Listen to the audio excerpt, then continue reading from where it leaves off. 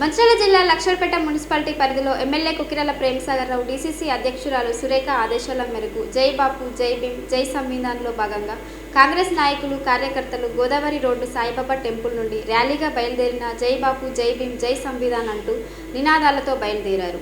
ముగింపు సభను విశ్రాంతి భవనం ఆవరణలో ఏర్పాటు చేసిన ఈ సభకు ముఖ్య అతిథిగా అబ్జర్వేషన్ గా ఉన్న సత్యనారాయణ పాల్గొన్నారు. ఈ సందర్భంగా మాట్లాడుతూ నేడు భారతదేశంలో బీజేపీ ప్రభుత్వం గాంధీజీ సిద్ధాంతాలను డాక్టర్ బిఆర్ అంబేద్కర్ రాసిన రాజ్యాంగాన్ని తుంగలో తొక్కే ప్రయత్నం చేస్తుందని మండిపడ్డారు. జై కాంగ్రెస్,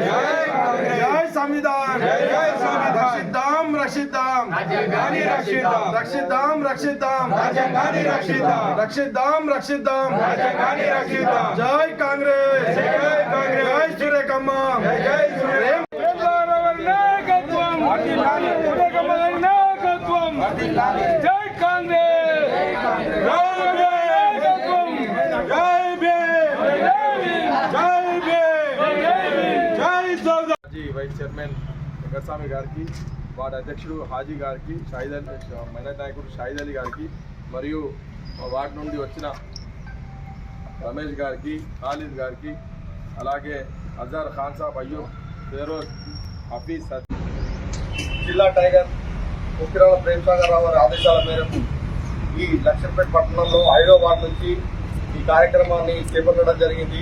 ఈ కార్యక్రమానికి అబ్జర్వేటర్గా అచ్యుత సత్యనారాయణ గారు మరియు పట్టణ అధ్యక్షులు ఆరిఫ్ గారు పార్టీ ఏం చేసింది, ఏం చేయబోతుందనే ఉద్దేశంతో ఈ కార్యక్రమం చేపట్టడం జరిగింది.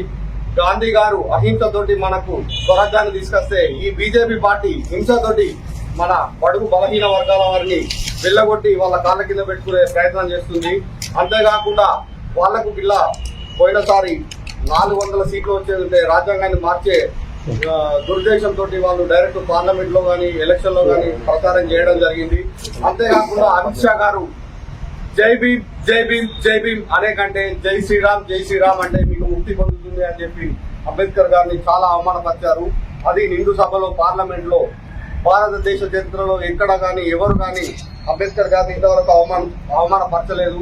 అవమానపరిచిన అమిత్ షా గారు ఆయనే రాబోయే కాలాల్లో ఆయనకు తగిన శాస్తి జరుగుతుంది ఖచ్చితంగా. అంతేకాకుండా ఈరోజు మా మంచిర్యాల జిల్లా అధ్యక్షురాలు మరియు ప్రేమసాగర్రావు గారు మనకు ఎన్నో స్కీములు తీసుకొచ్చారు. అంతేకాకుండా లక్షర్పేటలో కాలేజీ కాలిపోయిన సంఘటనలో సారు గెలవగానే వచ్చి ఫస్ట్ సందర్శించి ఇక్కడ కాలేజీని 7 కోట్లతో కాలేజీని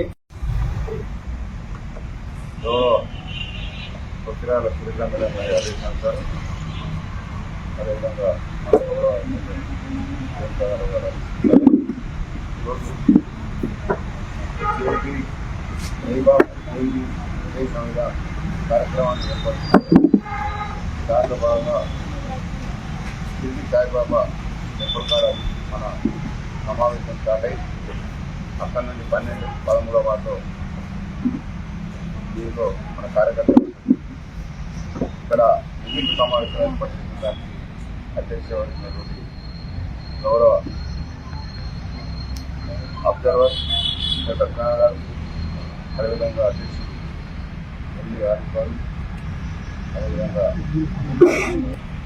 డ్రైవర్ గారు, ఆర్టీ గారు, వెంకటరామరావు గారు,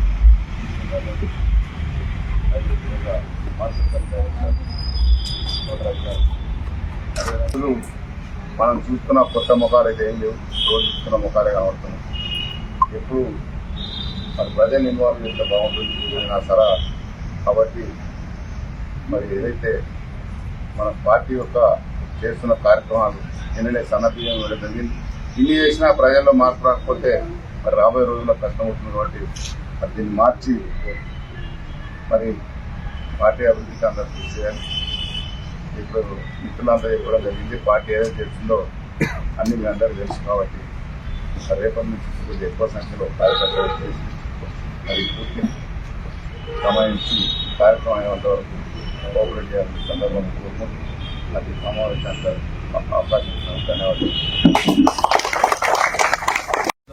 అనే కార్యక్రమాలకు అర్థం ఏంటంటే ఈరోజు మన భారతదేశంలో బీజేపీ ప్రభుత్వం వచ్చిన తర్వాత గాంధీ సిద్ధాంతాలను మరి డాక్టర్ బిఆర్ అంబేద్కర్ గారు రచించిన రాజ్యాంగాన్ని ముందరలోకి ఆలోచన వారు ఏదైతే తీసుకొని పాలన కొనసాగిస్తున్నారో దానికి అడ్డుకట్ట వేయకపోతే రానున్న రోజులలో రాజ్యాంగాన్ని మార్చి పేరిట విభజించి దేశాన్ని ముక్కలు చేసే పరిస్థితి బీజేపీ తీసుకొస్తుంది కాబట్టి దీన్ని ఆదిలోనే మనం అడ్డుకోవాలి, మనం ఈ కార్యక్రమాలు తీసుకోవాలని చెప్పి ఏఐసీసీ పిలుపుకోవడం జరిగింది.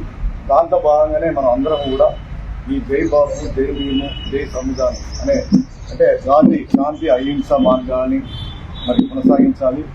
బడుగు బలహీన వర్గాల కోసం ఈ దేశంలో పౌరులంతా సమానమే, అందరికీ సమాన హక్కులు కల్పించాలనే భావనతోటి ఏదైతే డాక్టర్ బిఆర్ అంబేద్కర్ గారు రచించిన రాజ్యాంగం ఉందో ఆ రాజ్యాంగాన్ని రక్షించాలనే కార్యక్రమంలో భాగంగా ఈ కార్యక్రమం తీసుకోవడం జరిగింది. అయితే మనం అందరం కూడా మరి రేవంత్ రెడ్డి గారు, పట్టి విక్రమార్క ముఖ్యమంత్రి గారి ఆదేశాలు కావచ్చు, ఇక్కడ మన ఎమ్మెల్యే గారు, డీసీ అధ్యక్షులు శ్రీమతి సురేఖ మేడం గారి ఆదేశాల మేరకు, ఏఐసీసీ పిలుపు మేరకు మనం అందరం కూడా ఈ ప్రోగ్రామ్ను సీరియస్గా తీసుకొని ప్రతి గ్రామంలో, ప్రతి వార్డులో, ప్రతి వ్యక్తి దాకా కూడా ఈ ఏదైతే బీజేపీ కుటిల రాజకీయాలు చేస్తుందో వీటన్నిటిని కూడా తిప్పి కొట్టే విధంగా ప్రతి ఒక్కరికి ఎక్స్ప్లెయిన్ చేయాల్సిన అవసరం ఉంది. దాంట్లో చాలా కార్యక్రమాలు ఉన్నాయి. మనం ఇప్పుడు దీని తర్వాత కూడా అందరూ ప్రతిజ్ఞ ఉంటుంది.